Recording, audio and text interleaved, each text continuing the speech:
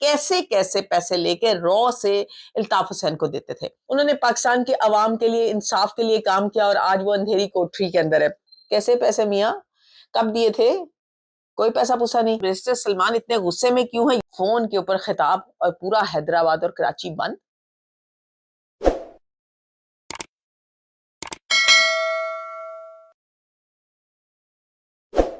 बिस्मिल्लाहिर्रहमानिर्रहीम, मैं हूं नाइला नदीम और आप देख रहे हैं नाइला नदीम यूट्यूब चैनल। नाज़रीन, लास्ट 24 आवर की बात नहीं करूंगी क्योंकि लॉन्ग वीडियो आपके साथ काफी दिन के बाद कर रही हूं, तो मैं आपको बताती चलूं।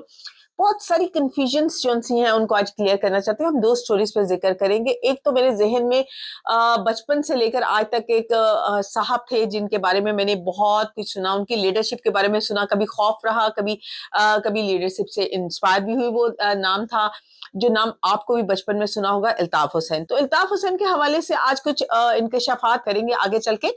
और इसके अलावा हम बात करेंगे चाइना से जो हेलीकॉप्टर्स पाकिस्तान को जंगी हेलीकॉप्टर्स मिले हैं, उस पर भी बात करेंगे। साथ ही साथ में हम आपको बताएंगे कि एलिना शकरी की प्रोग्राम के अंदर जो जनाब बैरिस्टर सलमान साहब हैं, उन्होंने जो जो चीजें कही और बैरिस्टर सलमान इतने गुस्से में क्यों है ये भी बताऊंगी आगे चल के आपको। मगर इससे पहले आपको क्या करना है? इससे पहले करना है आपको मेरे चैनल को सब्सक्राइब।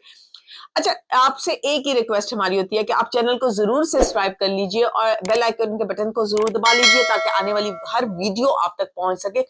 कोशिश ये होती है मेरी कि हम कुछ इनसाइड आपको बता सके। तो इनसाइड के लिए आपको क्या करना है? हमारे चैनल को सब्सक्राइब करना है, लाइक करना है, कमेंट करना है। बात शुरू करते हैं हम पहले थोड़ी सी इमरान खान साहब के बेटों के हवाले से, जिनके बारे में कहा जा रहा था कि पाकिस्तान वो आ रहे हैं और आके वो जो है तहरीक खुद स्टार्ट करेंगे। और इस कहते हैं 5 अगस्त को होने वाली जो तहरीक है उसका शायद वो हिस्सा बने, हिस्सा क्या बने, क़यादत करे। मैंने अप्रिशिएट किया था अपने एक व्लॉग के अंदर कि वाकई उन्हें करना चाहिए क्योंकि अपनों को ही करना चाहिए। मगर हुआ क्या कि अब उनकी तरफ से एक ट्वीट आई अपने वालिद की जानिब से, वालिद के लिए, जो उर्दू में थी। अच्छा, उर्दू के हवाले से तो जब मैंने वो पढ़ा तो मुझे लगा कि ये उनकी लैंग्वेज नहीं है, उनके अल्फाज नहीं है, लेकिन फिर भी एनी हाउ जिस जबान में भी करना चाहे करें। उन्होंने लिखा कि हमारे वालिद जो है वो बहुत सारे जिंदगी का हिस्सा उन्होंने पाकिस्तान में गुजारा। एज ए फादर उन्होंने हमारे साथ इतना टाइम नहीं गुजारा। उन्होंने पाकिस्तान के अवाम के लिए, इंसाफ के लिए काम किया और आज वो अंधेरी कोठरी के अंदर है। चले, अच्छी बात है, बच्चों के ख्यालात जो भी बाप के बारे में हो, लेकिन उन्हें आना चाहिए और पाकिस्तान तहरीक इंसाफ की जो उन्होंने कॉल दी हुई है उसको लीड करना चाहिए। सेकंड साइड पे जो एक पीटीआई के हवाले से मैं बात करूं तो एक गन सा नजर आता है मुझे, एक लड़ाई सी नजर आती है और अजीबो गरीब किस्म की लड़ाई और गन नजर आता है। वो ये कि बैरिस्टर सलमान राजा जो है वो सेक्रेटरी जनरल हैं। खुदारा सेक्रेटरी जनरल वाला बिहेवियर रखिए आप। तो ऐसे वो 16 साल का लड़का नहीं होता, वो उछल उछल के पढ़ रहा होता, वो आप चीज बन चुके हुए हैं। आप इतने गुस्से में आज भी मीडिया से बात करते रहे। अभी चंद मिनट पहले, जब तक मैं ये व्लॉग रिकॉर्ड कर रही हूँ अपना, चंद मिनट पहले उन्होंने जिस तरह से, जिस अंदाज में मीडिया के साथ बात की, तो भाई भाई अल्लाह अल्लाह अल्लाह अल्लाह मेरी तौबा। जो वो कहते रहे, वो तो कहते हैं आइंदा अगर किसी ने ऐसे बात की तो मैं उसको सजा दूंगा। बेवकूफाना गुफ्तगू की है। ये बेवकूफाना गुफ्तगू के बारे में जो बात की गई है, ये आलिया हमजा के बारे में की गई है। उन्होंने कहा जी आलिया हमजा जिस किस्म की गुफ्तगू कर रही है ना, मैं आइंदा अगर ऐसी गुफ्तगू की तो मैं सजा दूंगा। ये तो स्कूल के टीचर ही बन गए हैं।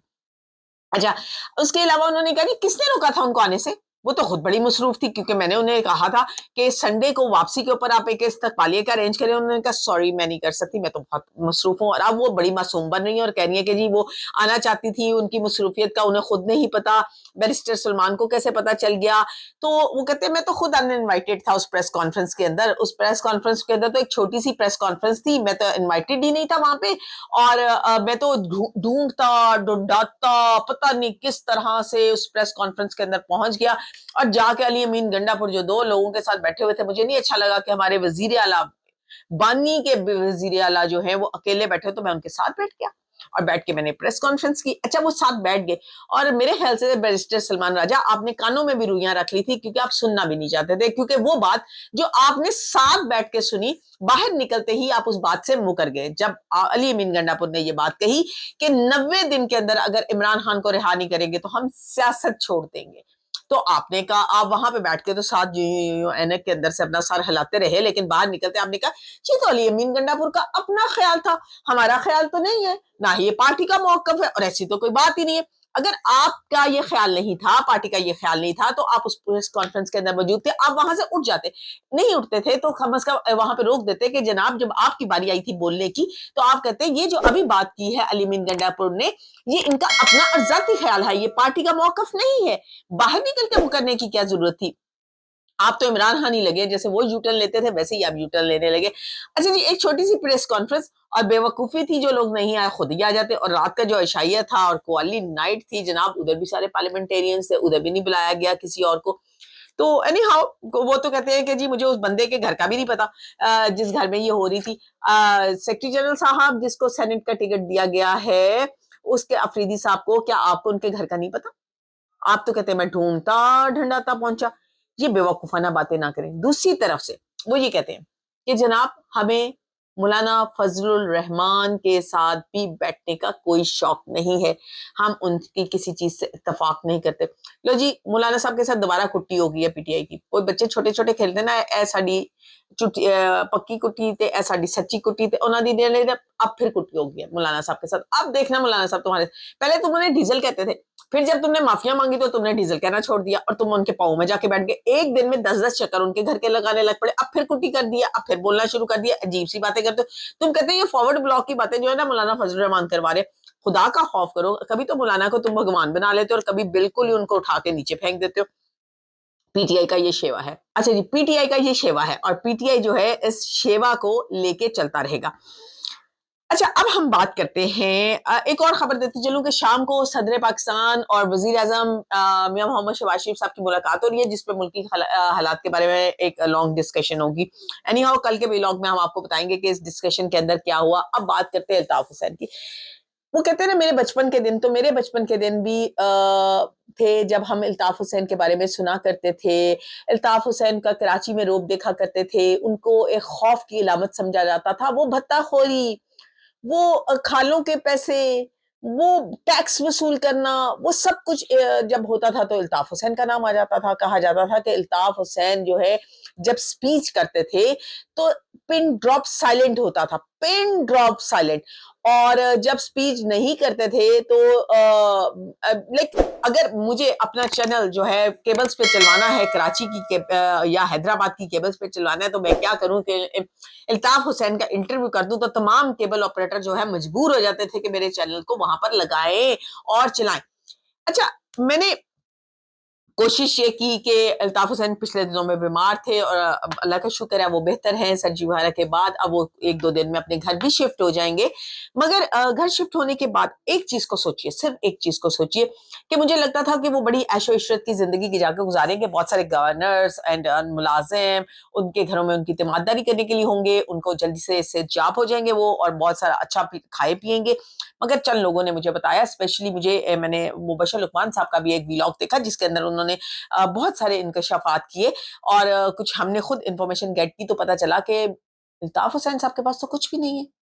وہ تو بالکل کنگلے ہو چکے ہوئے ہیں, فارغ, 1 روپیہ نہیں ان کے پاس, پریشان حال.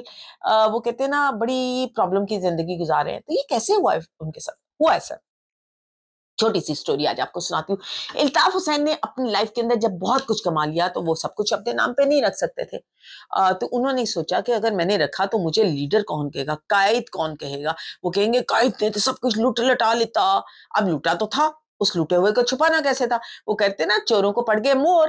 تو انہوں نے اپنی جائیداد میں سے بہت سارا حصہ جو ہے وہ بابر غوری, ندیم نصرت, محمد انور, اپنے ایک کزن, کینیڈین کزن یا منہ بولے بھائی کے نام پہ رکھ دیا.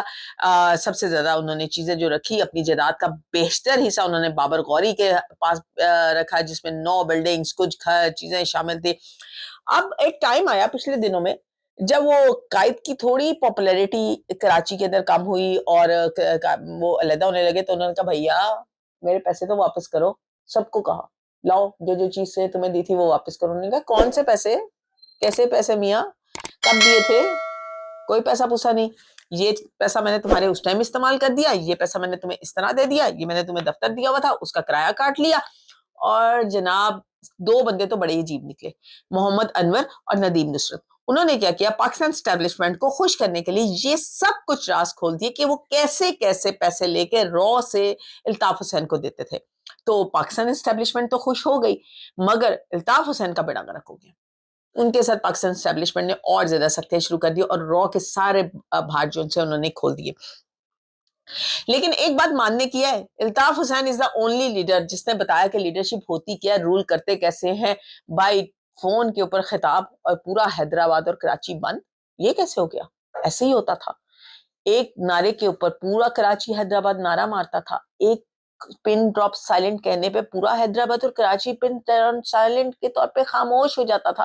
वो फोन के ऊपर होते थे ऑनलाइन, और लोग कायद की तकरीर सुनने के लिए सड़कों पे होते थे, स्क्रीनें लगाई जाती थी और सड़कों पे बैठ के सुनते थे।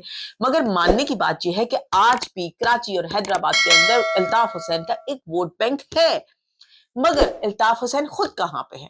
खुद गुजार रहे हैं वो एक इंतहाई बेबसी की जिंदगी, इंतहाई लाचारी की जिंदगी। बगैर पैसे के वो किस तरह सरवाइव करेंगे? क्या इल्ताफ हुसैन दोबारा सरवाइव कर पाएंगे, और क्या सोर्सेज इस्तेमाल करेंगे? कल के व्लॉग में आपको बताएंगे। इसके साथ ही मुझे इजाजत दीजिए, कल फिर मिलेंगे। अल्लाह हाफिज। ये वीडियो और इस किस्म की और वीडियोस देखना चाहते हैं तो हमारे चैनल को सब्सक्राइब करें और बेल आइकॉन के बटन को प्रेस कीजिए ताकि बर वक्त आपको वीडियोस मिल सके।